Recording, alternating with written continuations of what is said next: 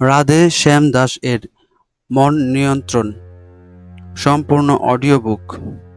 উৎসর্গ ছিল অভয় চরণারবিন্দ ভক্তিবেদান্ত স্বামী প্রভুপাদ, প্রতিষ্ঠাতা আচার্য, আন্তর্জাতিক কৃষ্ণ ভাবনামৃত সংঘ ইসকন। আধুনিক প্রেক্ষাপট। প্রতিটি জীবই সুখ খুঁজছে। আধুনিক সময়ে সকলেরই মনে করছে জীবিকার জন্য এবং অতিরিক্ত ধন সম্পদ ও নাম যশ বৃদ্ধি করার পেছনে কঠোর পরিশ্রম করে সুখী হওয়া যাবে। ফলশ্রুতিতে আমাদের ব্যবস্থা ব্যাহত হচ্ছে। একজন ব্যক্তির কর্মক্ষমতা ও ভবিষ্যৎ জীবন নির্ধারণে মানি প্রধান ভূমিকা পালন করে থাকে। তাই বর্তমানে এটি প্রধান আলোচ্য বিষয় হয়ে দাঁড়িয়েছে। মন নিয়ন্ত্রণের প্রয়োজনীয়তা।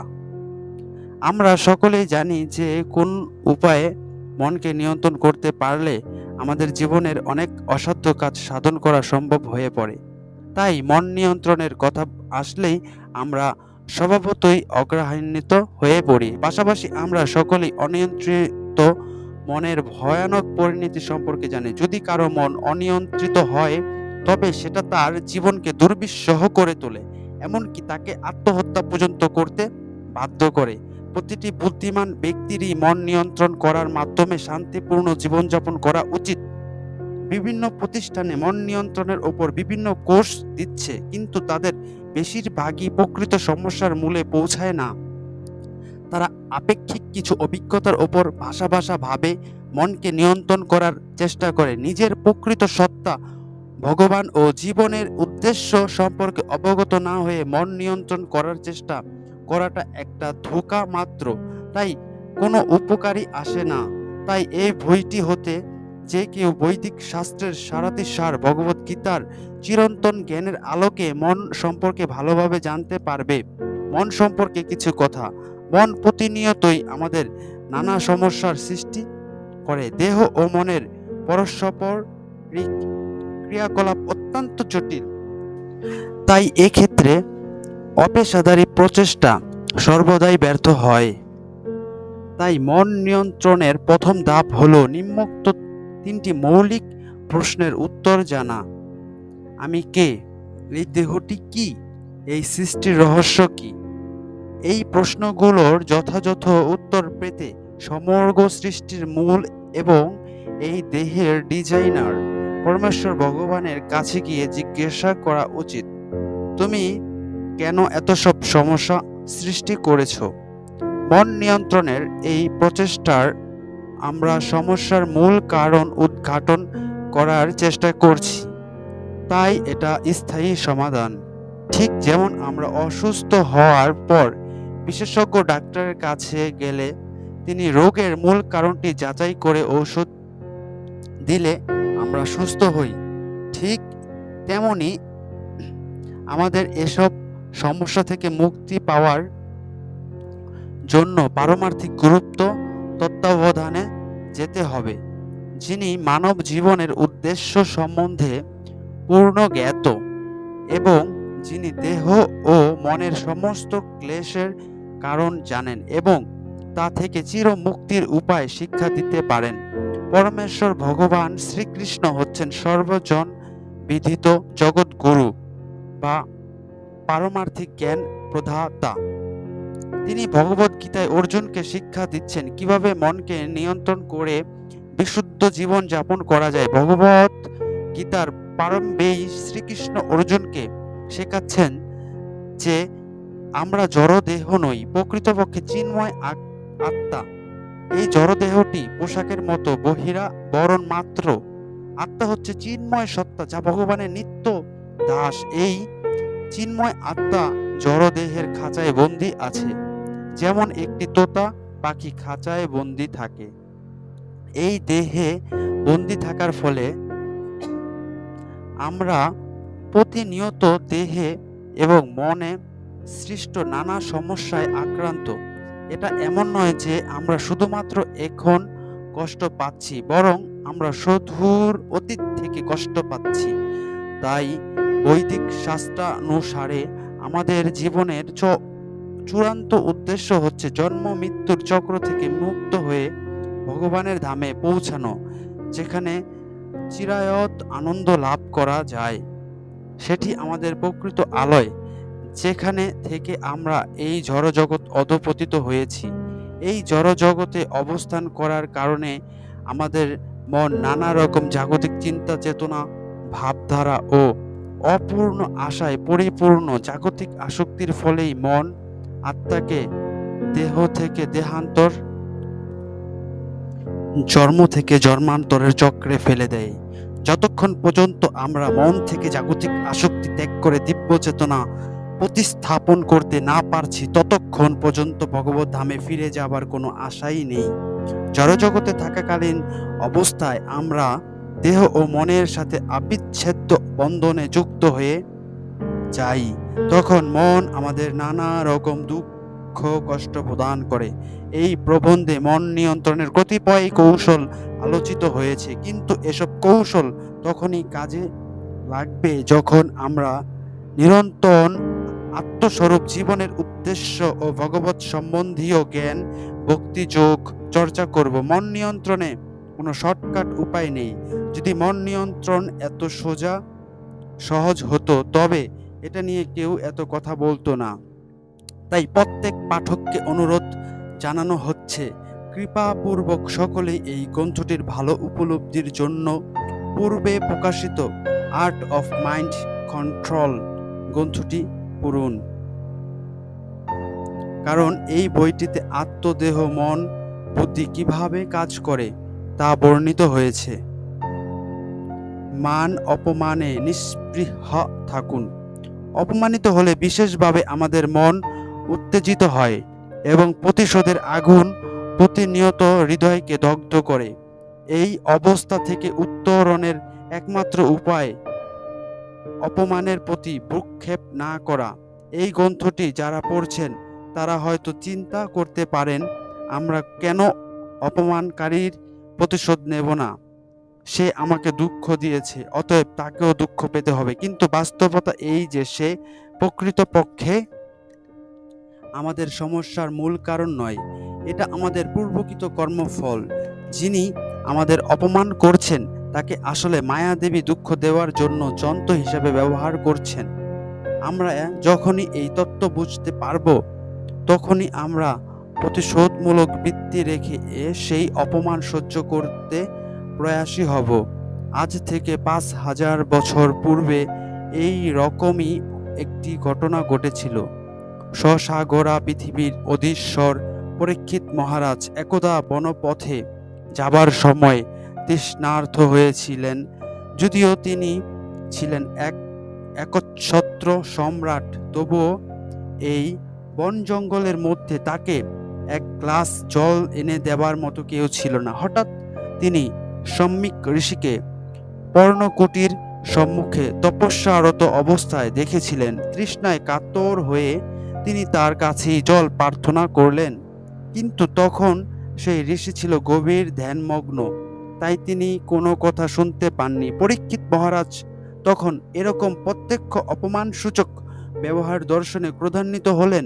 অত্যন্ত ক্রোধে তিনি তখন একটি মৃত সাপ তার গলায় ঝুলিয়ে দিয়ে চলে গেলেন। কিছু সময় পর সম্যক নন্দন শৃঙ্গী এই ব্যাপার জানতে পেরে অভিশাপ করে বললেন যে আমার পিতার গলায় সর্প ঝুলিয়ে দেবার দুঃসাহস করেছে, তাকে আজ থেকে 7 দিনের মাথায় নাগ পক্ষী তক্ষক দংশন করবে। তখন পরীক্ষিত মহারাজ এই অভিশাপ শুনতে পেলেন। তখন তার আচরণ ছিল দৃষ্টান্তমূলক। তিনি ছিলেন শ্রীকৃষ্ণর একজন শুদ্ধ ভক্ত এবং সসাগরা পৃথিবীর একচ্ছত্র অধিপতি। তার সামান্য একটু ভুলের কারণে সেই অপরিণত বয়স্ক বালক মৃত্যুর অভিশাপ দিয়েছে। যদি পরীক্ষিত মহারাজ চাইতেন তিনিও পাল্টা অভিশাপ দিতে পারতেন। তিনি এমনকি শৃঙ্গিমণির সাথে দেখা না করে আসন্ন মৃত্যুর জন্য প্রস্তুতিরূপ রাজ্যপাট পরিত্যাগ করলেন। তিনি গঙ্গা তীরে অবস্থিত সাধুদের প্রণীত জ্ঞাপন পূর্বক বললেন, তং মোপয়াতং প্রতীয়ন্তি বিপ্রা গঙ্গা চ দেবী ধৃতচিত্রামীশে দ্বিজপ দৃষ্টাহা কুহক স্থক্ষক দ্বাদশতলং গায়ত বিষ্ণুগাথাঃ। শ্রীমদ্ ভাগবতম 1:19-15। হে ব্রাহ্মণগণ, আমাকে সম্পূর্ণরূপে আত্মসমর্পিত বলে গ্রহণ করুন এবং মা গঙ্গাও আমাকে সেভাবে স্বীকার করুন, কেননা আমি ভগবানের শ্রীপাদপদ্ম আমার হৃদয়ে ধারণ করেছি। তখন ব্রাহ্মণ ত্রণয় প্রেরিত তক্ষককে হোক বা কুহুকই হোক আমাকে দংশন করুক, আমার একমাত্র বাসনা যে আপনারা সকলে ভগবান শ্রীবিষ্ণুর লীলাসমূহ কীর্তন করুন। এভাবে এই পরীক্ষিত মহারাজ সেই ভয়ঙ্কর অভিশাপের প্রতি উত্তর করেছিলেন। ফলস্বরূপ তিনি দেহান্তরে ভগবত ধাম প্রাপ্ত হয়ে অনুকরণীয় দৃষ্টান্ত স্থাপন করেছিলেন। তেমনি যদি কেউ অপমানকে বিপরীতভাবে গ্রহণ করে তবে সে শাস্তি পেতে পারে না। সেটা আমরা হিরণ্যকশিপুর আখ্যায়িকাতে দেখতে পাই। দৈত্যরাজ হিরণ্যকশিপু ছিলেন ত্রিলোক আধিপতি। তিনি স্বয়ং এ সকল লোকসমূহ জয় করেছিলেন। তার রক্তিম চক্ষুর উন্মোচনে শক্তিধর দেবতারাও পর্যন্ত ভয়ে কাঁপতে থাকত। কিন্তু তার 5 বছরের ছেলে প্রহ্লাদ তাকে সর্বশক্তিমান গ্রহণ করেননি। যদিও তিনি বিশ্ব ব্রহ্মাণ্ডের একচ্ছত্র অধিপতি ছিলেন, তথাপি একটি ছোট বালকের উপেক্ষা তার কাছে অসহ্য হয়ে দাঁড়িয়েছিল এবং তার রাতের ঘুম চলে গিয়েছিল। তাই সে নিষ্ঠুরভাবে তার নিষ্পাপ পুত্র প্রহ্লাদকে হত্যা করতে মনস্থির করলেন, কিন্তু তার সকল প্রচেষ্টাই ব্যর্থ হয়। পরিশেষে তাকেও মৃত্যুর কারাল গ্রাসের সম্মুখীন হতে হয়। এভাবেই যদি 100 জন ব্যক্তি আপনাকে সম্মান করে আর একজন ব্যক্তি অপমান করে, তবে সেই একটি ছোট্ট অপমান আপনার জীবনকে দুর্বিষহ করে তুলবে। এক্ষেত্রে আমাদের কাছে 100 জন ব্যক্তির সম্মানের কোনো মূল্যই থাকে না। কিন্তু যদি আমরা এটা বুঝতে পারি যে এই সমস্ত অপমান আমাদের পূর্ববর্তী জীবনের কর্মের ফল, তখন আমরা সেগুলো সহ্য করতে পারবো। যখন আমরা এভাবে কোনো কারণে অপমানিত হব, আমাদের সবকিছু ভুলে ক্ষমা করতে শিখতে হবে। আমাদের কখনোই ঈর্ষাপরায়ণ হওয়া উচিত নয়। ক্রোধের বহির প্রকাশ না ঘটিয়ে মনে মনে ক্ষোভ জমিয়ে রাখাটা আরো খারাপ। জমাট বদ্ধ ক্ষোভ হচ্ছে মনের ক্যান্সার স্বরূপ। এর ফলে অনিদ্রা দেখা দেয়, রক্তে বিষক্রিয়া হয়, রক্তচাপ বৃদ্ধি পায় এবং মনের সকল শান্তি চলে যায়। অপমান হচ্ছে মাটিতে পড়া দুধের মতো। যদি দুধ মাটিতে পড়ে যায়, তখন এটা দিয়ে আর কি করা যেতে পারে? এটা শেষ। তাই যা ঘটেছে তা নিয়ে মাথা না ঘামিয়ে সামনে এগিয়ে চলা উচিত। যদি আমরা অতীতের দুঃখ দুর্দশা নিয়ে পড়ে থাকি, তবে এটা আমাদের অনেক কষ্ট দেবে, এমনকি সেটা অনেক মারাত্মক পর্যায়ে যেতে পারে, যেটা দেখা গিয়েছিল মহাভারতে। যখন ব্রাহ্মণ পুত্র দ্রোণ এবং রাজপুত্র দ্রুপদ একই গুরুকুলে পড়েছিল, তারা একে অন্যের ঘনিষ্ঠ বন্ধু হয়ে যায়। ঘনিষ্ঠতার সময় দ্রুপদ দ্রোণকে বলেছিল, আমি রাজ্য লাভ করলে তার অর্ধেক তোমাকে দেব। পরবর্তীতে দ্রুপদ হয় পাঞ্চাল রাজ আর দ্রোণ দরিদ্র ব্রাহ্মণই থেকে যায়। সীমাহীন দরিদ্রতার সময় যখন তার ছেলে দুধের জন্য ক্রন্দন করছিল, তখন দ্রোণের দুধ কেনার মতো কোনো অর্থ ছিল না। কিন্তু তখন তার দ্রুপদ রাজার প্রতিশ্রুতির কথা মনে পড়ে যায়। সে তৎক্ষণাৎ দ্রুপদ রাজার কাছে গিয়ে পুরনো বন্ধুত্বের কথা ব্যক্ত করে জাঁকজমকপূর্ণ বিশাল রাজ সিংহাসনে বসে দ্রুপদ সবার মধ্যে দরিদ্র ব্রাহ্মণের দিকে তাকিয়ে বললেন, ওহে হতভাগ্য ব্রাহ্মণ, তুমি কিভাবে আমাকে বন্ধু ভাবছ? অতীত বন্ধুত্ব মূল্যহীন, সমানে সমানে বন্ধুত্ব হয়। এখন আমি রাজা আর তুমি দরিদ্র ব্রাহ্মণ। সেই মৃত সম্পর্ক আর জাগিয়ে তোলার চেষ্টা করো না। সে দ্রোণকে পরিহাস করতে লাগলো এবং অল্প বিস্তর অর্থ দান করে তাকে বিদায় দিল। রাগে দুঃখে সে মহল ত্যাগ করলো। কিন্তু প্রতিশোধের আগুন দাহ দাহ করে জ্বলতে লাগলো। কিছুদিন পরেই দ্রোণ পাণ্ডব কৌরবদের অস্ত্রগুরু হিসেবে নিযুক্ত হন। তাদের শিক্ষা শেষে যখন গুরুদক্ষিণার সময় এলো, তখন দ্রোণ তাদেরকে দ্রুপদ রাজাকে বন্দি করে আনতে বললেন। গুরুবাক্য শ্রবণ করে কৌরবেরা দুর্যোধনের নেতৃত্বে দ্রুপদ রাজাকে আক্রমণ করলো, কিন্তু তারা হেরে ফিরে আসলো। অর্জুনের নেতৃত্বে পাণ্ডবেরা পাঞ্চাল রাজ্য আক্রমণ করলো। তারা দ্রুপদকে রাজাকে বন্দি করে এনে গুরুদেবের চরণে অর্পণ করলেন। দ্রুপদ রাজাকে বিমর্ষ দেখে দ্রোণাচার্য মুচকি হেসে বললেন, ও হে মহারাজ, আপনি কি আমাদের পুরাতন সম্পর্ক জাগিয়ে তুলতে চান? এখন তো ওই রাজ্য আমার সম্পত্তি। ঘৃণায় লজ্জায় দ্রুপদ মুখ খুলতে পারেননি। দ্রোণাচার্য তখন পুনরায় বলল, যাই হোক, আমি সরল ব্রাহ্মণ, আমি তোমার প্রাণ সংহার করব না। আমি সব সময় তোমার বন্ধুত্ব কামনা করেছিলাম, তাই এখনো বন্ধুত্ব কামনা করছি। কিন্তু হে বন্ধুবর, বন্ধুত্ব সমানে সমানে হয়। এখন তুমি রাজ্যহারা ভিখারি, তোমার রাজ্য এখন আমার, তাই আমার মতো রাজার কি এমন একজন ভিখারির সাথে বন্ধুত্ব করা সাজে? তোমার মতো ভিক্ষুককে আমি অনুকম্পা বশত অর্ধেক রাজ্য প্রদান করতে পারি। দ্রোণাচার্য অর্ধেক রাজ্য দ্রুপদকে দান করলো। অপমানিত হওয়া সত্ত্বেও দ্রুপদ মৌনতা অবলম্বন করলেন, যেহেতু তার প্রতিশোধ নেওয়ার কোনো সুযোগ ছিল না। সে সময় দ্রোণাচার্যের পক্ষে পাণ্ডবদের শক্তি ছিল, তাই দ্রুপদ অর্ধেক রাজ্য নিয়ে চলে গেল। কিন্তু সে মনে মনে বলতে লাগলো, একদিন আমি অবশ্যই এই অপমানের প্রতিশোধ নেব। পরবর্তীতে দ্রুপদ রাজা এক বিরাট যজ্ঞ করে দ্রোণাচার্যকে হত্যা করতে সক্ষম পুত্র ধৃষ্টদ্যম্নের আবির্ভাব ঘটালেন।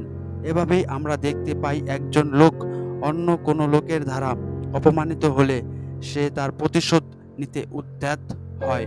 এভাবেই পাল্টা আক্রমণ ও প্রতিশোধের পালা চলতেই থাকে। তাই আমরা যখন অপমানের দিকে মনোযোগ দেব, তখন যুদ্ধের কোনো শেষ থাকবে না। তাই আমাদের মানব জীবনের গুরুত্বপূর্ণ সময় এসব অতীত ঘটনার পেছনে ব্যয় না করে ভগবানের শরণাপন্ন হতে চেষ্টা করা উচিত। এমনকি আমরা যদি অপমান দ্বারা খুব ব্যথিত হই, তবুও ধ্রুব মহারাজের মতো ভগবানের শরণ গ্রহণ করা উচিত। সৎমাকৃত ক্লাঞ্ছিত হয়ে ধ্রুব মহারাজ যথার্থ পথ অবলম্বন করেছিলেন। তিনি মনের দুঃখে বনে গিয়ে ভগবান শ্রীবিষ্ণুর শ্রীপাদপদ্মের ধ্যান করেছিলেন। ভগবান বিষ্ণুর আশ্রয় গ্রহণ করার ফলে তার সমস্ত শোক মনস্তাপ দূর হয়ে গিয়েছিল এবং তার প্রপিতামহ ব্রহ্মার চেয়েও বিস্তর রাজ্য লাভ করেছিলেন। অবশেষে তিনি ভগবত ধাম প্রাপ্ত হয়েছিলেন। এভাবে অপমানিত হওয়ার পরেও ভগবৎমুখী চেতনার দ্বারা আমরা সকল দুঃখ কষ্ট লাঘব করতে পারি। কেউ আমাদের ভবিষ্যৎ লক্ষ্য তৈরি বা ধ্বংস করতে পারে না, তাই কাউকে দায়ী করা অনুচিত।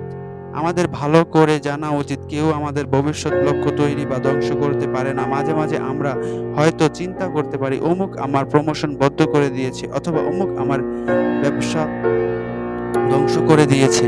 এভাবে বিভিন্ন মনোধর্ম প্রসূত চিন্তা ভাবনা দ্বারা আমরা অন্যদের প্রতি হিংসা ও শত্রুতা গড়ে তুলি। কিন্তু আমাদের জীবন পথ পূর্ব জীবনের কর্ম দ্বারা নির্ধারিত হয়ে আছে, কেউ তাতে প্রভাব খাটাতে পারে না। এরকম অহেতুক হিংসা করে শত্রুতা গড়ে তোলার প্রকৃষ্ট দৃষ্টান্ত স্থাপন করেছিল দুর্যোধন। হস্তিনাপুরে শৈশবাবস্থা থেকেই দুর্যোধন পাণ্ডবদের হিংসা করত। সে সব সময় ভয়ে থাকতো যে পাণ্ডবেরা হয়তো রাজ্য দখল করে নিতে পারে, তাই সে সময়ে সময়ে নানা রকম আসরিক পরিকল্পনা করত। যেমন ভীমকে বিষাক্ত পিষ্টক প্রদান, যতুগৃহ দাহ প্রভৃতি নানা রকমের অপচেষ্টা করেছিল, কিন্তু সে মোটেও সফল হতে পারেনি। পরবর্তীতে দ্রৌপদীর স্বয়ম্বর সভায় সে দ্রৌপদীর অপরূপ সৌন্দর্য অবলোকন করে তাকে পাবার আশায় পাগল হয়ে গিয়েছিল, কিন্তু তাকে না পেয়ে সে শোকে মুহ্যমান হয়ে পড়ে। যখন পাণ্ডবেরা দ্রৌপদীকে লাভ করে তার ঈর্ষা বহুগুণ বর্ধিত হয়।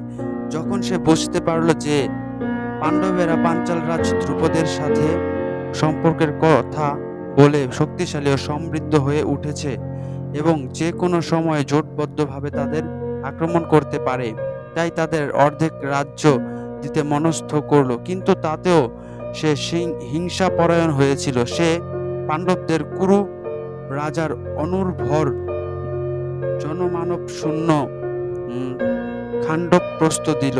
কিন্তু শ্রীকৃষ্ণের কৃপা বলে সেই নির্জন স্থান অতি সত্বর ইন্দ্রপ্রস্থে পরিণত হয়। সেই ইন্দ্রপ্রস্থ পণ্ডিত, ব্রাহ্মণ, বিনয়ী, ক্ষত্রিয়, সচ্ছল বৈশ্য, বিশ্বস্ত শূদ্রদের দ্বারা পূর্ণ ছিল। প্রজারা বৈদিক নির্দেশে ভগবত কেন্দ্রিক জীবনযাপন করত। সকলে গাভী, ব্রাহ্মণ, নারী ও শিশুদের সুরক্ষা ব্যবস্থা করত। নগরের সর্বত্র বেদ পাঠের ধ্বনি শোনা যেত। ময়দানে সেখানে স্বর্গের অমরাবতীর ন্যায় মায়াসভা নির্মাণ করেছিল। পাণ্ডবদের ঐশ্বর্যের কথা শুনে দুর্যোধন তার স্থির থাকতে পারল না। বস্তুত সে নিজেকে পৃথিবীর সম্রাট ভাবত। সে চিন্তা করত এই রাজ্যটি তার জন্মগত অধিকার, কিন্তু পাণ্ডবেরা তাতে ভাগ বসাতে চাইছে। এ সময় মহারাজ রাজসূয় যজ্ঞের মাধ্যমে শ্রীকৃষ্ণের সর্বকৃতিত্ব প্রতিষ্ঠা করতে মনস্থ করল। তিনি আত্মীয় স্বজন, ঘনিষ্ঠ বন্ধু বান্ধবদের বিভিন্ন সেবা বন্টন করে দিয়েছিলেন। তিনি পিতামহ ভীষ্ম, দ্রোণাচার্যকে সমগ্র যজ্ঞ অনুষ্ঠানের দেখাশোনার দায়িত্ব, দুঃশাসনকে অতিথিদেরকে খাবার পরিবেশনের দায়িত্ব, অশ্বত্থামাকে ব্রাহ্মণদেরকে দেখাশোনার দায়িত্ব, দুর্যোধনকে সকল উপহার সামগ্রী গ্রহণ করার দায়িত্ব দিয়েছিলেন।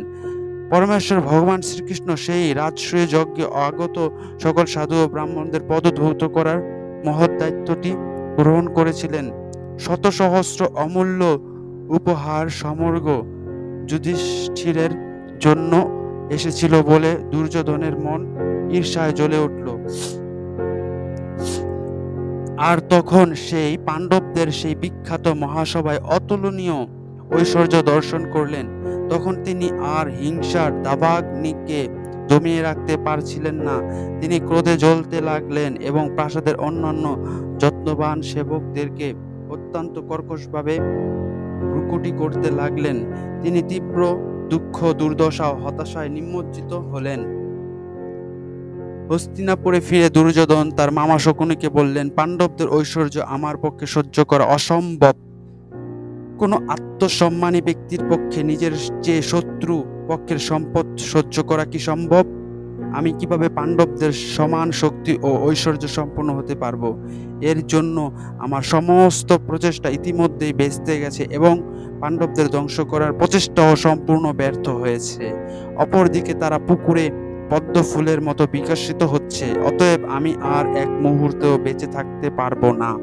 আমি আগুনে ঝাঁপ দিয়ে অথবা বিষ পানে দেহত্যাগ করব। দয়া করে আমার পিতা ধৃতরাষ্ট্রকে আমার তীব্র বেদনার কথা বলুন। যখন তিনি কথা বলছিলেন তখন তিনি ঈর্ষার আগুনে জ্বলছিলেন এবং এই ভেবে ভীত হয়েছিলেন যে পাণ্ডবেরা তাকে সম্পূর্ণ ধ্বংস প্রাপ্ত করবে। যখন ধৃতরাষ্ট্র দুর্যোধনের এই নারকীয় মনোভাব সম্পর্কে অবগত হলেন তখন তিনি তাকে শান্ত করার চেষ্টা করলেন। প্রিয় পুত্র, তোমার নিজ সুখ বিধানের জন্য যা অভীষ্ট তা সবই তোমার রয়েছে। স্বর্গীয় দেবতাদের তুলনায় আমাদের ঐশ্বর্য কোনো অংশেই কম নয়। আমাদের অপরিমেয় জনসম্পদ, অত্যন্ত চমৎকার অট্টালিকা, শ্রেষ্ঠ বস্ত্র, শ্রেষ্ঠ আহার্য এবং সুন্দরী রমণীরা রয়েছে। এ সমস্ত কিছুই তোমার সুখ বিধানের জন্য প্রস্তুত। তোমার এভাবে ভেঙে পড়ার আর কি কারণ থাকতে পারে? দুর্যোধন অভিমানের সুরে বলতে লাগলেন, আমি রাজসূয় যজ্ঞের সেই হাজার হাজার অমূল্য উপহারের কথা জানেন না। ধৃতরাষ্ট্র সান্ত্বনা দিলেন, তুমিও সেই রকম যজ্ঞ করতে পারো এবং এভাবে সেই সমস্ত উপহার লাভ করতে পারো। কিন্তু দুর্যোধন জানতেন সে যুধিষ্ঠিরের প্রাপ্ত উপহারের 1/10 লাভ করতে পারবে না। অতঃপর দুর্মতি দুর্যোধন ও কুটিল শকুনি মামা মিলে কিছু অসৎ উপায় বের করতে লাগলেন যাতে পাণ্ডবেরা ধ্বংসপ্রাপ্ত হয়। দুর্যোধন জানতেন যে সে পাণ্ডবদের যুদ্ধে আহ্বান করতে পারবে না, কারণ তারা খুব সহজেই পরাস্ত করবে। তাই সে সিদ্ধান্ত নিল যে সে তাদের দ্রুত ক্রিয়ায় আহ্বান করবে, যাতে তারা প্রতারিত হয়ে রাজ্যহারা হয়ে এবং বনে গমন করে। যখন পাণ্ডবেরা বনবাসে ছিল তখন দুর্যোধন সমস্ত পৃথিবীর সম্রাট হয়েছিল। সে পাণ্ডবদের ফিরে আসার সম্ভাবনার কথা চিন্তা করে সবসময় উদ্বিগ্ন থাকতেন। তিনি কখনো শান্তিতে থাকতে পারেননি। অপরদিকে পাণ্ডবেরা, যারা ছিল ভগবান শ্রীকৃষ্ণের মহান ভক্ত, অভাব থাকা সত্ত্বেও তারা বনে অহিংস হয়ে শান্তিপূর্ণভাবে বাস করতে থাকলো। এভাবে বর্তমান সময়ের গলাকাটা প্রতিযোগিতার মধ্যে দিয়ে অধিকাংশ লোকই হতাশাচ্ছন্ন মানবেতর জীবনযাপন করছে।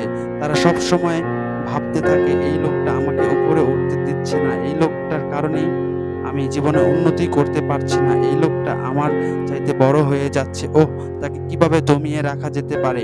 এভাবে সে ক্রোধে ও ক্ষোভে দাঁতে ঠোঁট কামড়ায়, ভ্রু কুঁচকায় এবং মনর ধরপড়ি উপবিষ্ট হয়ে বড় হবার জন্য তথাকথিত সকল শত্রুদের বিরুদ্ধে সমর ঘোষণা করে। তাদের সকল প্রচেষ্টাই ব্যর্থতায় পর্যবসিত হয় এবং সেই সুখ সোনার হরিণের দেখা আর মিলে না। প্রত্যেক বস্তুর সাথে ভগবত সম্পর্ক দর্শন করা ও সবকিছু সহ্য করা, এ ধরনের প্রতিশোধ পরায়ণতা ও হিংসা আসলে বাস্তবতাকে মেনে না নেবার কাপুরুষতা মাত্র। তারা বারবার সুখের তাসের ঘর তৈরি করতে গিয়ে মনের সুখকে বিপর্যস্ত করে। এ সকল কাজে তাদের কোনো লাভ অর্জিত হয় না, কেননা ভগবানের ইচ্ছার বিরুদ্ধে কেউ কিছু করতে পারে না। আমাদের জন্মের সাথে সাথে আমাদের সুখ দুঃখ পূর্ব জন্মার্জিত কর্মফল অনুযায়ী নির্ধারিত হয়ে আছে। তাই আমরা যাই করি না কেন আমাদের কর্মফলে কেউ হাত দিতে পারবে না। ঠিক যেমন কেউ না চাইলেও অনাকাঙ্ক্ষিত দুঃখ আমাদের পীড়া দেয়, আর শত প্রচেষ্টাতেও সুখ লাভ করতে পারি না। তাই প্রকৃত জ্ঞান ও বুদ্ধিমত্তা হচ্ছে সবকিছুর পেছনে ভগবানের মঙ্গলময়তাকে দেখা। এ ধরনের দৃষ্টিভঙ্গির মাধ্যমে কেবল আমরা সুখী হতে পারবো। যদি কেউ অপরের প্রতি ঈর্ষান্বিত হয় এবং তাকে ছোট করার বা ধ্বংস করার চেষ্টা করে, তবে সে কখনোই শান্তি পেতে পারে না, কেননা সে নিজে কতটুকু করলো তার দিকে কোনো খেয়াল না করে অন্যরা কে কি করছে সেটাই দেখছে। অন্যের ব্যর্থতার মধ্যেই তার সাফল্য। তার মনোবৃত্তি অনেকটা জেলেদের ঝুড়িতে আটকে পড়া কাকড়ার মতো। সে ঝুড়ি থেকে লাফিয়ে পড়ে বাঁচার কোনো চেষ্টা না করে অন্যদের নিচে চেপে রেখে নিজে উপরে থাকতে চায়। এটা এক ধরনের নির্বুদ্ধিতা। বুদ্ধিমান ভগবত ভক্তেরা কখনো অন্যের ব্যর্থতার মাপকাঠিতে নিজের সাফল্য বিচার করে না। সে মনে করে ভগবানকে সন্তুষ্ট বিধান করাই চরম সার্থকতা, কারণ ভগবত করুণাতেই আমরা সকল বাধা বিঘ্ন থেকে মুক্ত হতে পারি। এভাবেই সে সবকিছুকে ভগবত ইচ্ছা মনে করে সহ্য করে থাকে। ঠিক এই সত্যি ভগবান শ্রীকৃষ্ণ ভগবত গীতায় 2:14 শ্লোকে শিক্ষা দিয়েছেন। মাত্রা স্পর্শান্ত কোন্তে শীত উষ্ণ সুখ দুঃখ দাহা আগাম অপায়িনঃ নিত্যা স্থাং স্থিতিক্ষ ভারত। ভগবান শ্রীকৃষ্ণ বললেন, হে কোন্তে, এই ধরনের ক্ষণস্থায়ী সুখ দুঃখ শীত ও গ্রীষ্ম ঋতুর গমনাগমনের মতো, তারা জড়ে ইন্দ্রিয়ের দ্বারা উপলব্ধ হয়। তাই হে ভারত, সকলের এসবের দ্বারা প্রভাবিত না হয়ে সহ্য করতে শেখা উচিত।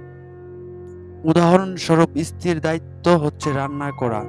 গ্রীষ্মের প্রখর দাবদাহে সে বলতে পারবে না, আমি কেবল শীতেই রান্না করতে পারবো, গ্রীষ্মে তাপে আমি রান্না করতে পারবো না।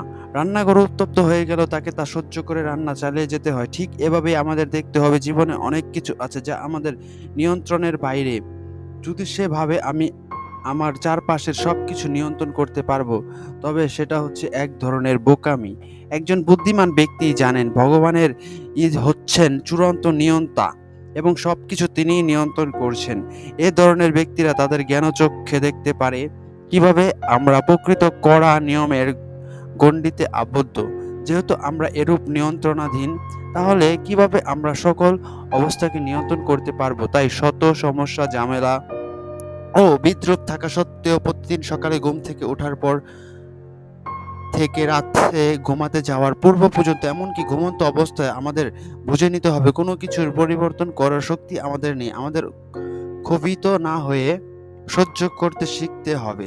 সাহায্যের জন্য ভগবানের উপর নির্ভর করা। আপনারা হয়তো চিন্তায় পড়ে গেছেন কিভাবে এত বিরক্তির মধ্য থেকেও অবিরক্ত থাকা যায়।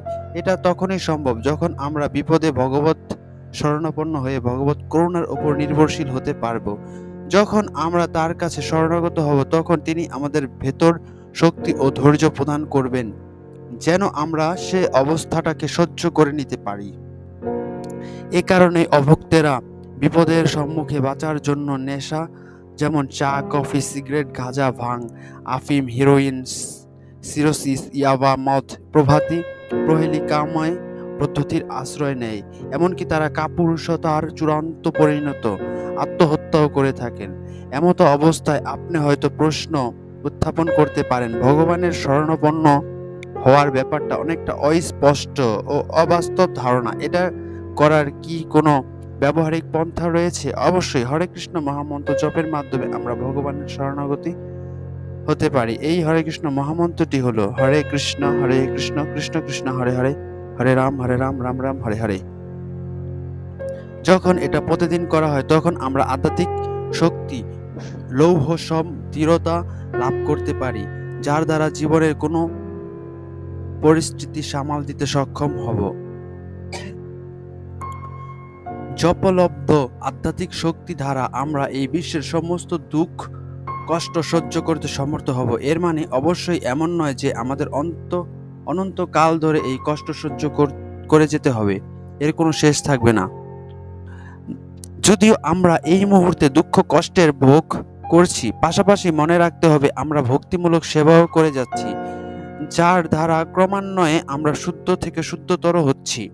ঘটনাক্রমে আমরা দুঃখ কষ্টের ভাগ্য থেকে মুক্ত হয়ে সচ্চিদানন্দময় নিত্য ভাগবত ধামে পৌঁছাতে পারব, যা আমাদের প্রকৃত নিবাস। যতদিন আমরা ভগবানের সাথে সম্পর্কিত থাকব, আমরা ভগবত ধামের যাত্রী হয়ে থাকব। আমাদের এ বিষয়ে নিশ্চিত থাকা উচিত যে ভবিষ্যতে আর কোনো দুঃখ কষ্ট থাকবে না। তাই এখনই সবকিছু সহ্য করে যেতে হবে, যেন দুঃখ কষ্ট লাঘব হয়। যদি আমরা ভগবানের সাথে সম্পর্কিত না হই, তবে আমরা দুঃখ কষ্টের মায়া সমুদ্রে নিক্ষিপ্ত হব। বর্তমানের পাপকর্মের কারণে আমরা সেই সমুদ্রের গভীর থেকে গভীরে নিমজ্জিত হতে থাকব। যতদিন পর্যন্ত না কেউ ভগবানের সাথে নিজেকে সম্পর্কিত করছে, ততদিন এ দুঃখ কষ্ট নিবৃত্তির আর কোনো আশাই থাকবে না। মিথ্যা সম্মানের আশা ত্যাগ, জাগতিক সম্মান ও পরিচিতির প্রতি আসক্তি আমাদের দৈহিক ও মানসিক চাঞ্চল্যতার নিশ্চিতকরণ। এই সমগ্র বিশ্ব মিথ্যা নাম যশ ও প্রতিষ্ঠার পেছনে পাগলের মতো ছুটছি, কিন্তু কেন আমরা এই পরিচিতি পাইছি? আমরা কি কখনো এই প্রশ্নটি নিজেকে করেছি? আমরা নাম যশ ও প্রতিষ্ঠা চাই যেন অন্যের আমাদের মহত্ব অনুভব করতে পারে। এই বিশ্বে প্রত্যেকেই নিজেকে একজন মহাত্মা বলে ভাবে এবং চায় যেন সকলে তাকে সম্মান করে, এমনকি যাদের এ ধরনের সম্মান পাবার মতো ক্ষমতা ও যোগ্যতা পর্যন্ত নেই। তারা বিখ্যাত ব্যক্তিদের সাথে নিজেকে সম্পর্কিত করে সম্মান কমানোর চেষ্টা করে থাকে। যেমন লোকেরা জনপ্রিয় নায়ক অথবা ক্রিকেটারদের সাথে ছবি তোলে, যেন তারা অন্যদের দেখিয়ে বলতে পারে, দেখো আমার ক্ষমতা। এই ব্যক্তির সাথে কর্মর্দন করতে পেরেছি। এভাবেই প্রত্যেকে কোনো না কোনো উপায়ে সম্মান পাওয়ার চেষ্টায় রত। কিন্তু অন্যদিকে আমরা দেখতে পাই যে শ্রী চৈতন্য মহাপ্রভু বলেছেন, ন ধনং ন জনং ন সুন্দরী কবিতাং বা জগদীশ কামে মম জন্মানি জন্মিনীশ্বরে ভবতা ভক্তির হইত কি তৈ। হে জগদীশ, আমার ধন জন বা সুন্দরী রমণী কামনা করি না, আমি কেবল এই কামনা করি যে জন্মে জন্মে তোমাতেই আমরা অহেতুকী ভক্তি হোক। শিক্ষা অষ্টকম 4। প্রথমে যে কেউ এরকম কথা শুনে আশ্চর্য হতে পারে। কামিনী কাঞ্চন ও অনুগামীর জন্যই তো আমরা সারা জীবন পরিশ্রম করে থাকি, যে যত জড় জাগতিক লোকের কাছে সম্মান পাবার প্রত্যাশা করে তার মন তত দুঃখিত হতে থাকে। এর কারণ কি? কারণ প্রকৃতির নিষ্ঠুর বাস্তব সত্য এই যে পৃথিবীর কেউই আমাদের সম্মান করে না। আমাদের নিয়ে তাদের কোনো রকম চিন্তা ভাবনা নেই।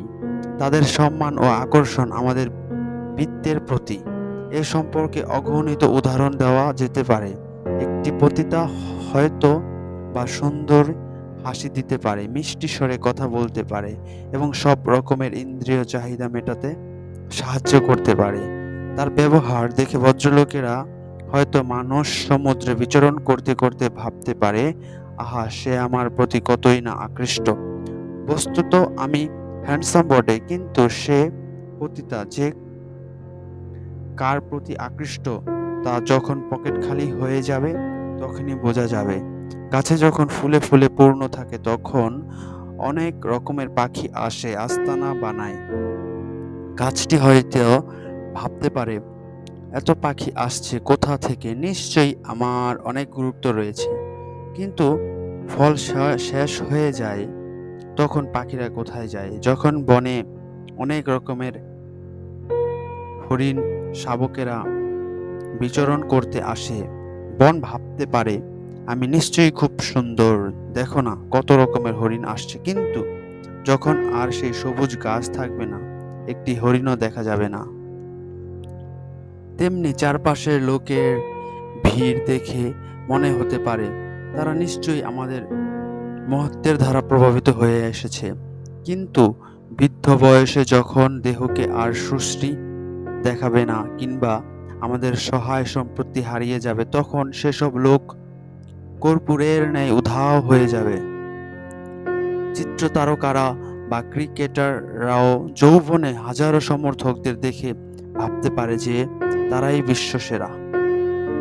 কিন্তু যখন তাদের বয়স বাড়বে, চুল পাকবে, তখন আর কেউ তাদের প্রতি মনোযোগ দেবে না। খুব বেশি বিখ্যাত ব্যক্তিদের কাছে এই ধরনের তাচ্ছিল্য মৃত্যু সম, যাতনাদায়ক। উদাহরণস্বরূপ একজন ফুটবলার ছিলেন যার নাম বল চালনায় ক্রিয়া কৌশল দেখে হাজারো লোক হাততালিয়ে মাতোয়ারা হয়ে যেত, কিন্তু একবার খেলতে গিয়ে পা ভেঙে যাওয়ায় সে আর খেলতে পারে না। তারপর থেকে কেউ আর তার সাথে দেখা করতে আসে না।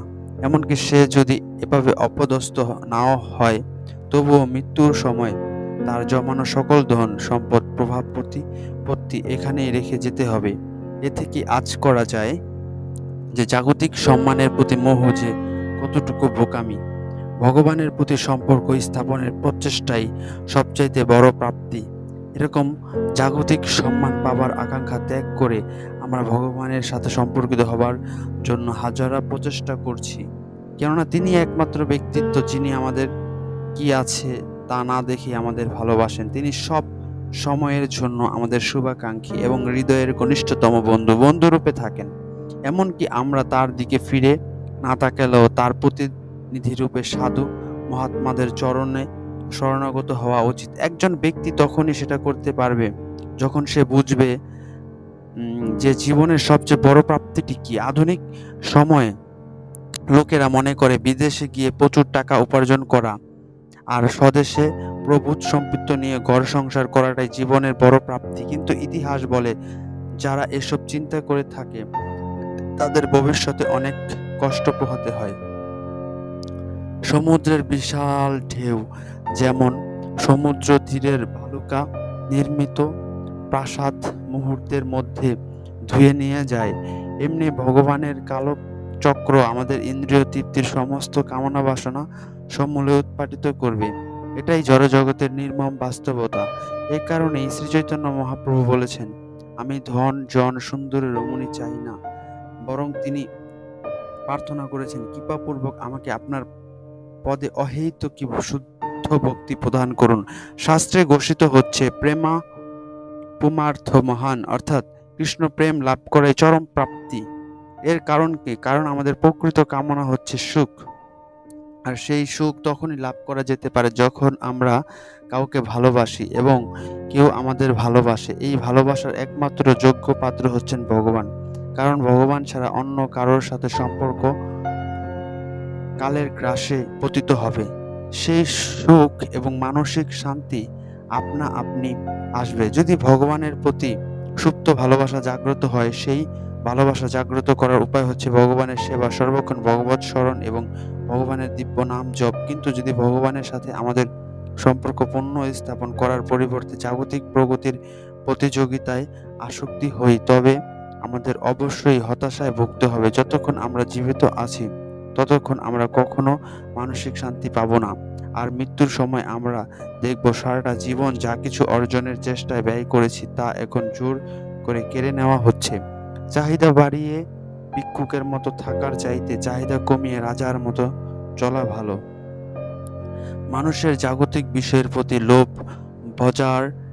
বজায় রাখার পাশাপাশি মানসিক শান্তিও কামনা করে, কিন্তু একই সাথে লোভ আর মানসিক শান্তি অসম্ভব। আমাদের যে কোনো একটি ঠিক করতে হবে।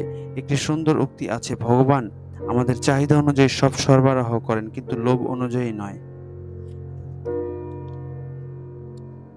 একজন ক্রোধান্বিত ব্যক্তির পক্ষ হয়ে অন্য কাউকে গালাজ করলে অথবা পিপাসার্থ ব্যক্তিকে জল দান করলে আর ক্ষুধার্ত ব্যক্তিকে খাবার প্রদান করলে তিনি সন্তুষ্ট হয়, কিন্তু লোভী ব্যক্তিকে যত কিছুই দেওয়া হোক না কেন সে কখনো সন্তুষ্ট হয় না। তাই লোভের সাথে যুদ্ধ করার উপায় হচ্ছে লোভী প্রবৃত্তি ত্যাগ করা। মানুষেরা তাদের সুযোগ সুবিধা শুধু বাড়িয়েই চলেছে আর চিন্তা করছে এতে তারা প্রকৃতিকে নিয়ন্ত্রণ করতে পারছে, কিন্তু সুযোগ সুবিধাগুলো বাড়িয়ে তারা প্রকৃতপক্ষে এসবের দাস হয়ে পড়ছে।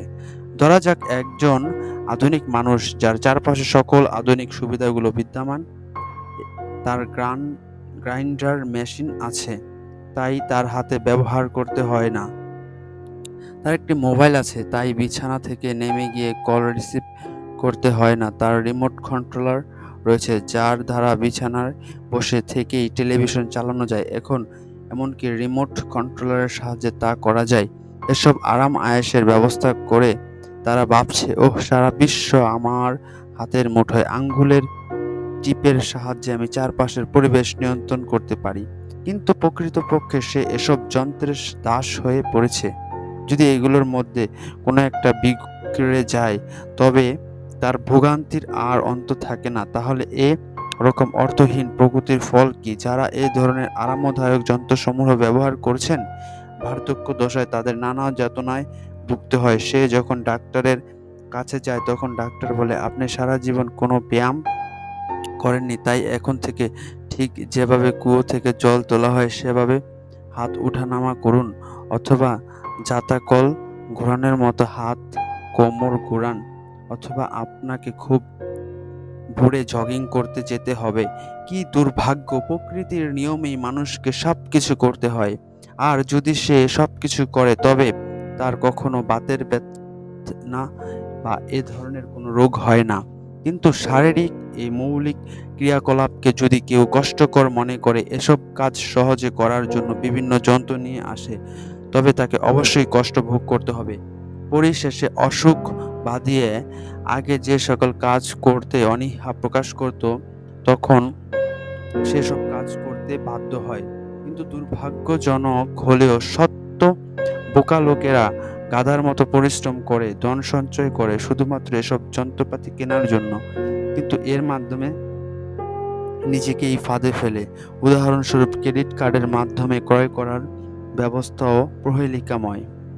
একজন লোক ক্রেডিট কার্ড দেখিয়ে যে কোনো কিছু কিনতে পারে, তাই এ সকল সুযোগ সুবিধার প্রতি লালায়িত হয়ে অনেক দামি দামি জিনিসপত্র ক্রয় করে, কিন্তু পরবর্তীতে দেখতে পায় যে তাকে হয়তো ক্রেডিট কার্ডের টাকা পরিশোধ করতে 10-20 বছর গাদার খাটুনি খাটতে হয়। এভাবে লোকেরা ধরে নেয় যে নতুন নতুন সুবিধা গ্রহণ করার মাধ্যমে তারা ইন্দ্রিয় তৃপ্তি করতে পারছে, কিন্তু তারা আসলে নিজেদের দুঃখ কষ্টই বৃদ্ধি করছে।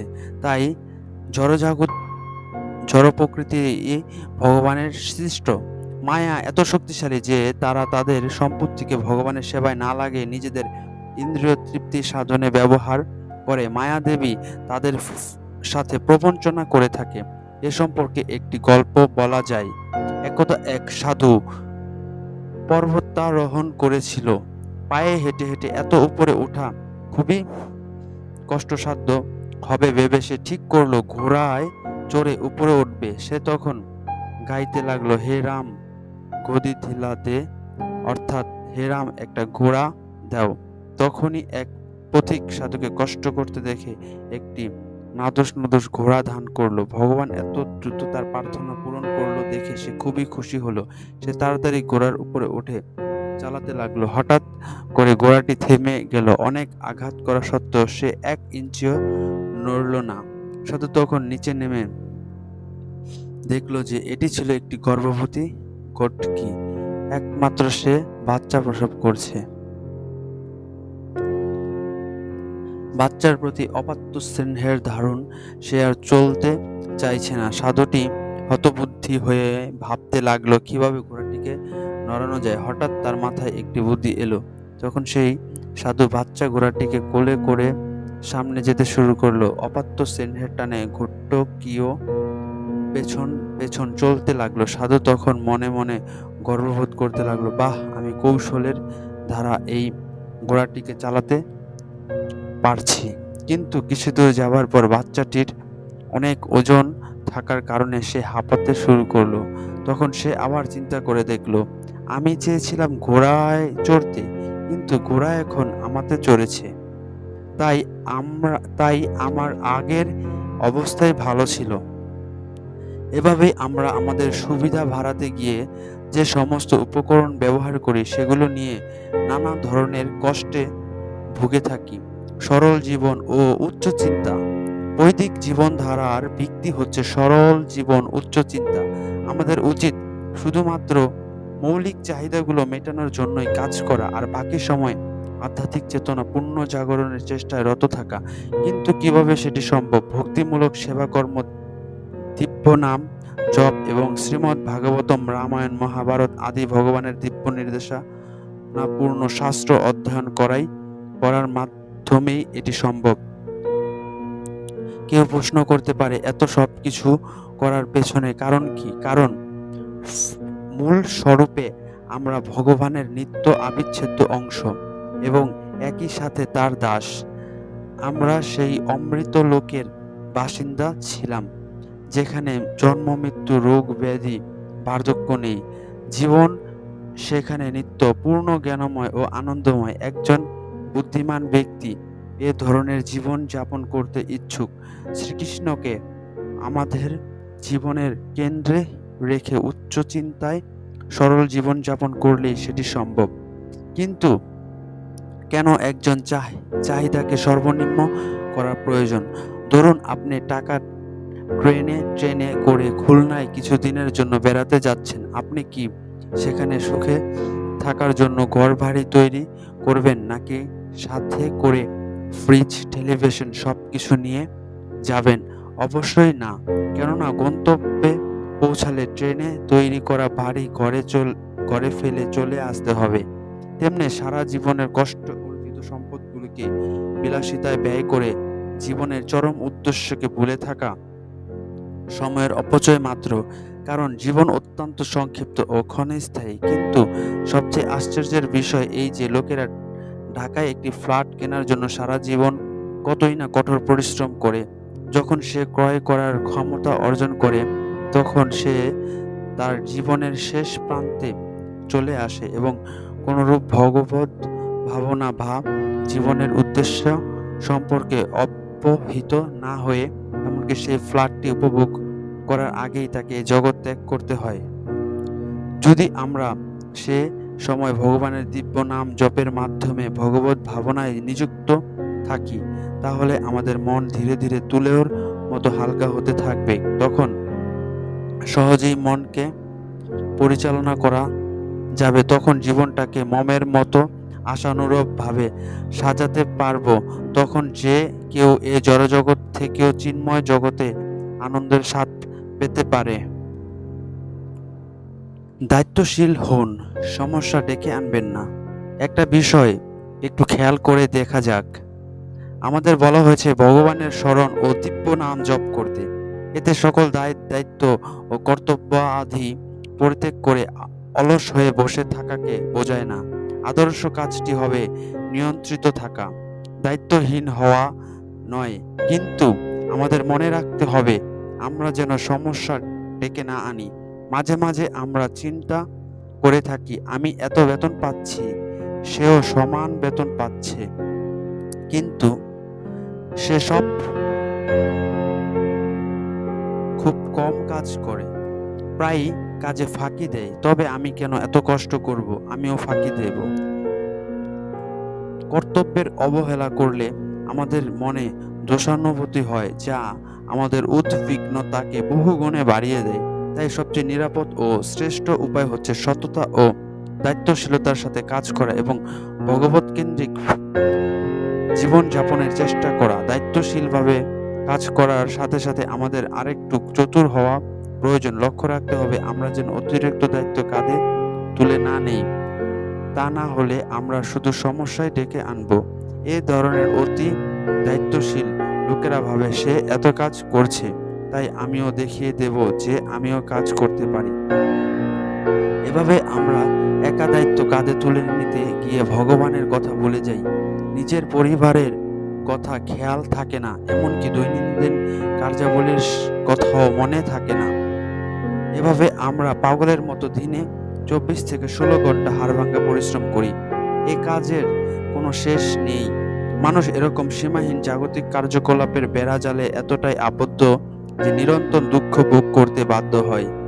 তাহলে কিভাবে তারা মানসিক শান্তির স্তরে পৌঁছবে? তাই প্রত্যেক ব্যক্তিরই নিজস্ব কাজ সুষ্ঠুভাবে সম্পাদন করার পাশাপাশি জপ, ধ্যান, শাস্ত্র অধ্যয়ন এবং পরিবারের সবাইকে একত্রে নিয়ে প্রার্থনা করার মাধ্যমে নিজের অভ্যন্তরীণ আধ্যাত্মিক জীবন বিকশিত করার চেষ্টা করা উচিত। একটি প্রখ্যাত ইংরেজি প্রবাদ প্রচলিত আছে, the family that perish together stay together. তাই কেউ যদি পরিবারের সকলের সাথে একত্রে বসে সকালে ও সন্ধ্যায় হরিনাম জপ কীর্তন করে, শ্রীবিগ্রহের সেবা পূজা করে, ভোগ নিবেদনান্তে সেই প্রসাদ গ্রহণ করে, তার জীবন অবশ্যই আনন্দময় হবে। তখন জড়জগৎ থেকেও সে সুখী জীবন যাপন করতে পারে আর মৃত্যুর পর ভগবানের চিন্ময় রাজ্যে প্রবেশ করে। অপরপক্ষে কেউ যদি তার কাঁধে জাগতিক ঝামেলা তুলে নিতেই থাকে, তবে সে অশান্তির সাগরে পতিত হয়ে নিরন্তর ক্লেশ ভোগ করে। এ ধরনের বিক্ষিপ্ত মানসিকতার লোক অবশ্যই তার চারপাশে সকলের অসুবিধার কারণ হবে। সে তার স্ত্রীর সাথে ঝগড়া করবে, ছেলে মেয়েদের ওপর ক্রোধ প্রকাশ করবে, তার অধীনস্থ ব্যক্তিদের সাথে অযৌক্তিক কঠোর আচরণ করবে। এসব লোক কখনো নিজের ভালো করতে পারে না, অন্যের কথা তো দূরে থাক, এসবের কারণ সে তার আধ্যাত্মিক জীবনের উন্নয়নের সময় দেয়নি। যেমন কেউ যদি পেন্সিল দিয়ে লিখতে থাকে আর মাঝে মাঝে তাকে ধার না করে নেয়, তবে সে ভোঁতা হয়ে যাবে আর লেখার অযোগ্য হয়ে যাবে। তেমনি কেউ যদি কাজ করতেই থাকে আর জব দেন বা প্রার্থনার জন্য সময় না রাখে, তবে তার দক্ষতা অবশ্যই কমে যাবে আর ধীরে ধীরে কাজের অযোগ্য হয়ে যাবে, এমনকি তার সমস্ত কাজে ব্যর্থ হবে। আজকাল কিছু কর্মাসক্ত ব্যক্তি ভুলি আউড়ে থাকে কর্মই ধর্ম, কিন্তু কেউ যদি এভাবে বাঁচতে চায় তবে সে কোনোদিন শান্তি পাবে না আর সারা জীবন হতাশায় পূর্ণ থাকবে। অন্যদিকে কেউ যদি প্রতিদিন ভগবানের জন্য কিছু সময় রাখে আর হরে কৃষ্ণ মহামন্ত্র জপ করে, সেটা অনেকটা পেন্সিলের ধার দেবার মতো। এরকম প্রতিনিয়ত পারমার্থিক প্রচেষ্টার ধারা যে কেউ জাগতিক দায়িত্ব সামলানোর পাশাপাশি আধ্যাত্মিক জীবন যাপন করতে পারে, এটাই এ জগৎ এবং মৃত্যুর পর শান্তির একমাত্র পথ। এ জগৎ থাকুক, কিন্তু এ জগতের নয়। এখন একটা প্রশ্ন উঠতে পারে, প্রতিদিন পরমার্থিক সাধনা করব ঠিক আছে, কিন্তু কিভাবে অন্য কাজগুলো করব? এটাকে এভাবেও বলা যায়, কিভাবে এই জগতে বাস করা উচিত। প্রথম এবং প্রধান দায়িত্ব হচ্ছে এই পরম সত্যটাকে বোঝা যে আমরা ভগবান নই এবং আমরা ভগবানের সেবক। তাই আমাদের সমগ্র জীবন এবং সকল সহায় সম্পত্তি আমাদের ইন্দ্রিয় তর্পণে ব্যবহার না করে ভগবানের সেবায় লাগানো উচিত। এই নীতিটি রামায়ণে রাবণ ও হনুমানের রামচন্দ্রের প্রতি আচরণের মাধ্যমে প্রকাশিত হয়েছে। রামায়ণে আমরা দেখি রামকে সীতা ও লক্ষ্মণ, হনুমান, ভরত, সুগ্রীব, গুহক প্রভৃতি সকলে সেবা করছিল, কিন্তু একমাত্র একজন ছিল রাবণ, যে তার বিরোধিতা করছিল। সে ভগবান রামচন্দ্রের সম্পত্তি সীতা ঠাকুরানীকে নিজের ভোগের জন্য নিয়ে যেতে চেয়েছিল। তার শেষ পরিণতি কি হলো? রামচন্দ্রের হাতে সে নিহত হলো। তেমনি এ জড়জগতে সবকিছু শ্রী রামচন্দ্রের সম্পত্তি। যদি কেউ এসব সম্পত্তি যেমন শস্য, দানা, ফল মূল, খনিজ দ্রব্যাদি, জল, বায়ু, আলো প্রভৃতিকে ভগবানের অনুকম্পা হিসেবে গ্রহণ না করে ভোগ করতে চায়, তবে সে রাবণ তুল্য। তাই এ জগতে বাস করার সময় আমাদের ধন্য ভরে মাথা নত করা উচিত এবং আমাদের অস্তিত্বের জন্য এত কিছু প্রদান করার জন্য ভগবানকে অত্যন্ত ধন্যবাদ জ্ঞাপন করা উচিত। অতএব এ জগতে ভোগ করা থেকে বিরতি থাকা উচিত। যদি এ জগৎকে ভোগ করে অন্যের ওপর আধিপত্য বিস্তার করার মানসিকতা থাকে, তবে আবার হতাশা হতে হবে, কেননা ইন্দ্রিয় উপভোগের এ ধরনের জাগতিক প্রচেষ্টা সাপের মুখ থেকে অমৃত চাওয়ার মতো। এই ব্যর্থ প্রচেষ্টার ফলে শুধুমাত্র বিষী উদ্গীরণ হবে। অনেক লোকই রয়েছে যাদের জীবনের নীতি হচ্ছে খাওয়া দাওয়া মস্তি করো, কিন্তু আমরা যদি একটু ভালো করে দেখি তবে দেখতে পাবো যে তাদের জীবনে সবচেয়ে বেশি হতাশাচ্ছন্ন এ ধরনের জাগতিক লোকেদের কথা বাদই দিলাম। আমাদের ইন্দ্রিয়গুলি উত্তেজিত হলে বিভিন্ন দিকে ছোটাছুটি করে, জিহ্বা বিভিন্ন সুস্বাদু খাবারের প্রতি আকৃষ্ট হয়, চোখ চারপাশে বিভিন্ন সুন্দর রূপকে খুঁজতে থাকে। আমাদের প্রতিটি ইন্দ্রিয় আমাদেরকে এরকম ব্যতিব্যস্ত করে। যেমন কারো যদি 5 পত্নী থাকে তবে অবশ্যই তাকে 5 দিক থেকে টানবে, তেমনি আমাদের 5টি ইন্দ্রিয় বিভিন্ন দিকে টানছে। যদি আমরা চক্ষু নির্মলিত করে মন ও ইন্দ্রিয় দ্বারা পরিচালিত হই, তবে অবশ্যই নরকের সিংহদ্বারে আমাদের জন্য খোলা থাকবে। আমরা আমাদের চারপাশে দেখতে পাবো যে জাগতিক ভোগের ফল কি রকম ভয়াবহ হতে পারে। ধূমপায়ীরা ক্যান্সারে আক্রান্ত হয়, মদ্যপেরা যকৃতের রোগে আক্রান্ত হয়, গুটকা তামাক খেলে দাঁত মাড়িতে ক্যান্সার হয়, আর যারা অবাধ যৌনাচারে প্রবৃত্ত হয় তারা এইডস রোগে আক্রান্ত হয়। এভাবেই ইন্দ্রিয়ের উপভোগকারীর মায়াদেবীর লাথি খেতে থাকে। ভগবত সেবার উন্নত রস আস্বাদন করুন। অনেকেই বোঝে যে অনিয়ন্ত্রিত ইন্দ্রিয় ভোগ শুধু কষ্টই দেয়, কিন্তু তবুও তারা ভোগ করার প্রবণতা ত্যাগ করতে পারে না। তাই তখন একটা গুরুত্বপূর্ণ প্রশ্ন হচ্ছে, কিভাবে এই ভোগ প্রবণতা ত্যাগ করা যায়? এটা তখনই সম্ভব যখন আমাদের ইন্দ্রিয়গুলি ভগবানের সেবায় নিযুক্ত থাকবে। আমাদের ইন্দ্রিয়গুলো ভোগ প্রবণতা যুক্ত বিষদাঁত বিশিষ্ট ভয়ঙ্কর সাপ, কিন্তু যদি আমরা ইন্দ্রিয়গুলোকে ভগবানের সেবায় লাগাই তবে ইন্দ্রিয় তর্পণের বিষদাঁতগুলো ভেঙে যায়। বিষদন্তহীন সাপ কোনো ক্ষতি করতে পারে না। তেমনি আমাদের ইন্দ্রিয়গুলোকে ভগবানের সেবায় লাগালে তারা কোনো ক্ষতি করতে পারে না। এ ধরনের ভগবত সেবা আমাদের উন্নত রস আস্বাদন করায়, যার দ্বারা আমরা এই ইন্দ্রিয়গুলোকে ভোগ হতে নিবৃত্তি রাখতে পারি। আমরা কিভাবে ভগবানের সেবায় ইন্দ্রিয়গুলোকে কাজে লাগাতে পারি? চক্ষু দ্বারা মন্দিরের বিগ্রহ দর্শন করে, হাত দিয়ে সবজি তৈরি, মন্দির মার্জন করা, পা দিয়ে ইস্কন মন্দিরে ভ্রমণ করা, সমগ্র দেহ দিয়ে ভগবানের সামনে নৃত্য করা, জিহ্বা দ্বারা হরে কৃষ্ণ মহামন্ত্র কীর্তন ও মহাপ্রসাদ আস্বাদন করে আমরা ইন্দ্রিয়গুলোকে বিষয় বাসনা থেকে নিবৃত্ত করে শুদ্ধ হতে পারি। যদি মন ইন্দ্রিয় ভোগের বাসনা তৎপর থাকে, তবুও আমাদের এর নিরর্থকতা উপলব্ধির জন্য অপেক্ষা করা অনুচিত। আমরা বিষয়ী লোকদের সাথে শিক্ষা গ্রহণ করতে পারি। তারা যত ইন্দ্রিয় তৃপ্তির ব্যবস্থা করছে ততই তারা হতাশাচ্ছন্ন জীবনে পতিত হচ্ছে। এভাবেই আমাদের বুদ্ধিমত্তা ব্যবহার করে আমরা মনকে নিয়ন্ত্রণ করতে পারবো। প্রতি রাতে ঘুমিয়ে গেলেই স্বপ্নের মতো 8 ঘন্টা অতিবাহিত হয়ে যায়, তেমনি আমাদের জীবনটা 80 বছরের স্বপ্নের মতো। এটাই শুধু পার্থক্য। দুটোই অস্থায়ী এবং স্বপ্ন শেষে কোনো বস্তুর বাস্তব অস্তিত্ব থাকে না। জীবন এরকম অস্থায়ী জেনে আমাদের হনুমানের মতো রাম সেবা বৃত্তি গ্রহণ করা উচিত। হনুমান যেমন সীতা দেবীকে খুঁজে আনার চেষ্টায় রত ছিল, তেমনি আমাদের সকল বিষয় বাসনাকে ভগবানের সেবায় লাগাতে হবে। তখনই আমরা মানসিক শান্তি লাভ করতে পারবো। বিশেষত এই আধুনিক যুগে সবকিছুকে কিভাবে ভগবানের সেবায় লাগানো সম্ভব, আমরা আমাদের সমস্ত বুদ্ধিমত্তাকে ভগবানের সেবায় নিয়োজিত করতে পারি।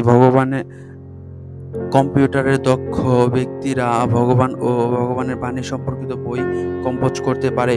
কেউ বা বিগ্রহের জন্য মালা তৈরি করতে পারে, কেউ শুক্রবারে মন্দিরে গিয়ে বিভিন্ন সেবায় সাহায্য করতে পারে। এভাবেই প্রত্যেককে ব্যক্তিগত সামর্থ্য ও প্রবৃত্তি অনুসারে ভগবানের সেবা করতে পারে। রকম সেবা প্রবৃত্তির দ্বারা আমাদের ভোগ প্রবৃত্তি হ্রাস পাবে, যার দ্বারা আমরা মানসিক প্রশান্তির স্তরে উপনীত হতে পারি। ভোগ প্রবৃত্তি হচ্ছে ভয়ঙ্কর রোগ, আর ভগবত সেবাই তার যথার্থ ওষুধ। ভগবানের আইন পালন করুন। পরিশেষে আমাদের বুঝতে হবে, যতক্ষণ পর্যন্ত আমরা ভগবানের আইন না মেনে চলছি, আমরা ততক্ষণ কোনো শান্তি লাভ করতে পারবো না। এটা একটা উদাহরণের মাধ্যমে বোঝা যাক। একটি লোক বাংলাদেশে আইন ভঙ্গ করে চুরি করতে যায়, নারী নির্যাতন করতে চায়, ধর্ষণ করতে চায়, তখন খুনও করতে চায়। সে আমাদের কাছে এসে জিজ্ঞাসা করলো, আমি সুখী হতে চাই, শান্তি চাই, কিন্তু আমি বাংলাদেশের আইনও ভঙ্গ করতে চাই। আমাকে বলুন না কিভাবে আমি শান্তি লাভ করতে পারি। এরকম ব্যক্তিকে কি রকম উত্তর দেওয়া যেতে পারে? একজন বুদ্ধিমান ব্যক্তি তাকে অবশ্যই বলবে, ওহে বাবু, প্রথমে দেশের আইন মেনে চলো, তখন তুমি সব রকমের মামলা ও ঝামেলা থেকে মুক্ত হয়ে শান্তি লাভ করতে পারবে। তেমনি এ বিশ্বে হচ্ছে ভগবানের রাজ্য। এ বিশ্বে বসবাসকারীদের জন্য বিশেষ ব্যবস্থা তিনি তৈরি করেছেন। এই দিব্য আইনগুলো ধর্মীয় শাস্ত্রে বর্ণিত আছে। তাই একজন বুদ্ধিমান ব্যক্তি অবশ্যই সাধুমুখে শাস্ত্র কথা শুনে শাস্ত্রীয় জ্ঞানের আলোক ধারা ভালো মন্দ সঠিক ভুল চিহ্নিত করতে পারবে এবং তদ অনুযায়ী কাজ করতে পারবে। এভাবেই যখন সে নির্দেশাবলী মেনে সারাটি জীবন অতিবাহিত করবে, তখন সে শান্তি লাভ করতে সমর্থ হবে।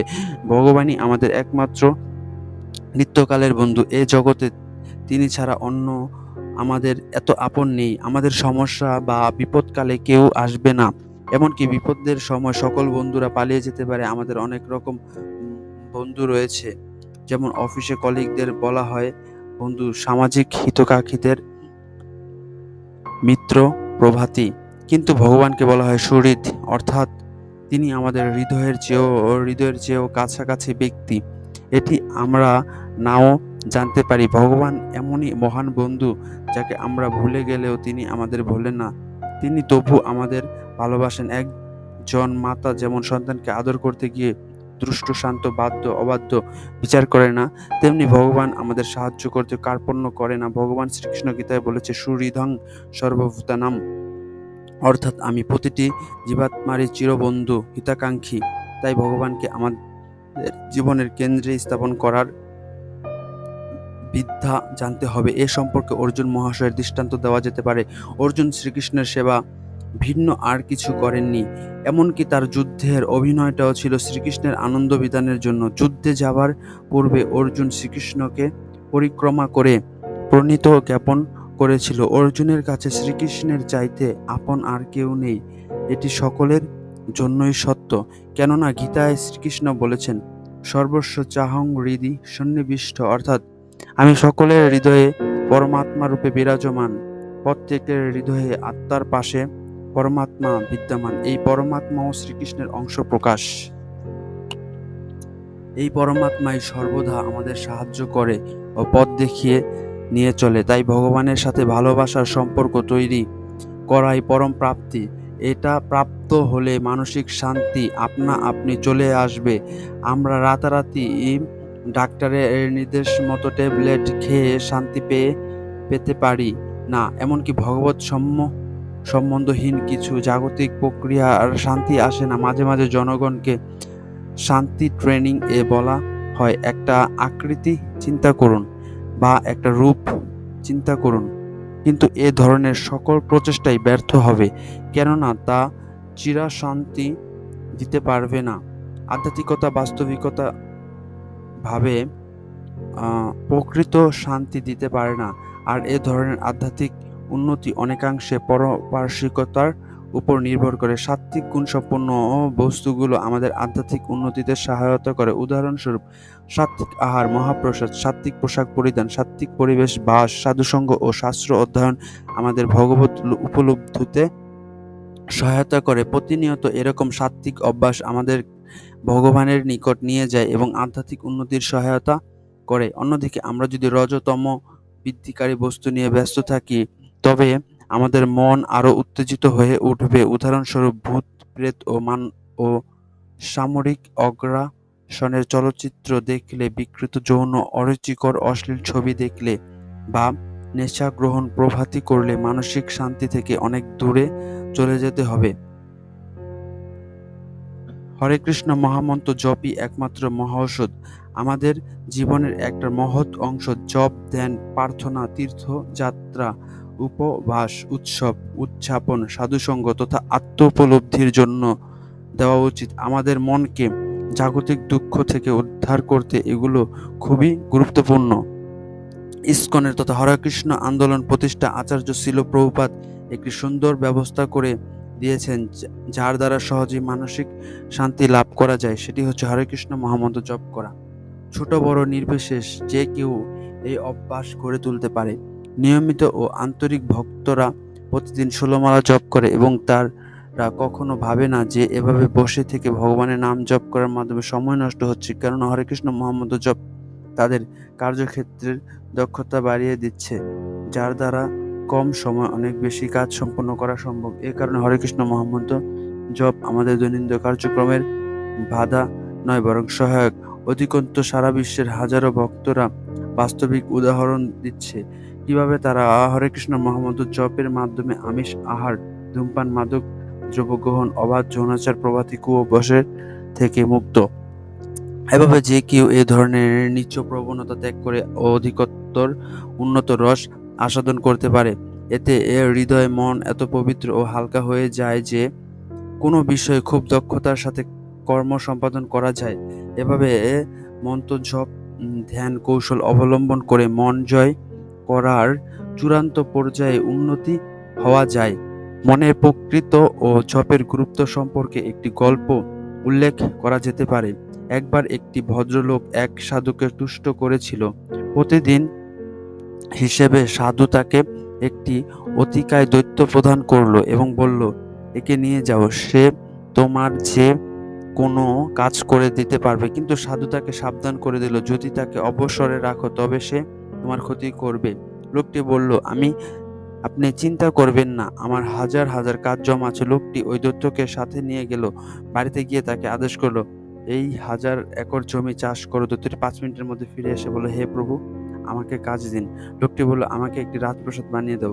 সে 5 মিনিটের মধ্যে তা করে ফেলো। এভাবে সব কাজ করে দিচ্ছিল। তখন লোকটি সতর্ক হলো, তাকে দেবার মতো আর কোনো কাজ নেই। সে সব সময় খুব দ্রুত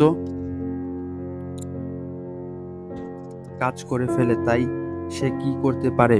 সে তাড়াতাড়ি সাধুর কাছে গিয়ে জিজ্ঞাসা করলো, দয়া করে আমাকে এই দৈত্যের হাত থেকে বাঁচান, এটা আমাকে খেয়ে ফেললো। আমি তাকে আর কোনো কাজ দিতে পারছি না। সাধুটি তখন বলল, ওরে মূর্খ, ওই মইটি সাথে নিয়ে যা। এটিকে ঘরের কাছে রেখে দৈত্যটিকে এই মই ভেয়ে উপরে নিচে উঠানামা করতে বলবি। যখন কোনো কাজের দরকার পড়বে তখন ডেকে কাজ দিবি, আর অন্য সময় ওকে ওঠানামা করাবি। লোকটি এভাবে এই দৈত্যটির হাত থেকে বাঁচল। আমাদের মনও ঠিক ওই দৈত্যটির মতো। এটি খুবই শক্তিশালী। একাকী এটি শত কাজ করতে পারে। এটিকে যদি কোনো কাজে না লাগানো হয় তবে এটা আজে বাজে অপ্রয়োজনীয় অবাঞ্ছিত বস্তু নিয়ে চিন্তা করতে থাকবে। এই মানবরূপ দৈত্যকে কোনো মই দেওয়া যেতে পারে। এটা হচ্ছে হরে কৃষ্ণ মহামন্ত্র। হরে কৃষ্ণ কৃষ্ণ কৃষ্ণ হরে হরে, হরে রাম রাম রাম হরে হরে। আমরা যদি সব সময় এই মহামন্ত্র জপ করি, আর ভগবানকে স্মরণ করি, তবে মন আর আমাদেরকে বিরক্তি করতে পারবে না। কারণ অলস মস্তিষ্ক শয়তানের কারখানা। মনকে যদি দিব্য নাম, জপ ও ভগবানের স্মরণ করানোর কাজে লাগানো যায়, তবে একজন পরিপূর্ণভাবে শান্তি লাভ করবে এবং মন তখন